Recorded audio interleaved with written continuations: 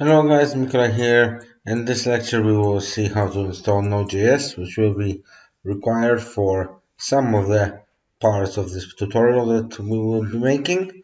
And a Node.js program is basically a way to run JavaScript in outside of your browser and inside of your operating, like Windows operating system or Linux or even Macintosh.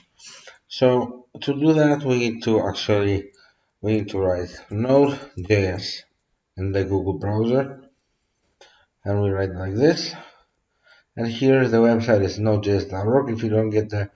Um, if you don't get the recommendation as the first result, then we click on Node.js and we can download the latest. I recommend you download the LTS one, latest something version. But if you want to try out the latest features, which I do not recommend it, but just install the LTS, you will be sure that everything will be fine and dandy and secure and safe to use on most operating systems. So we click this, we download, install, and stuff like that.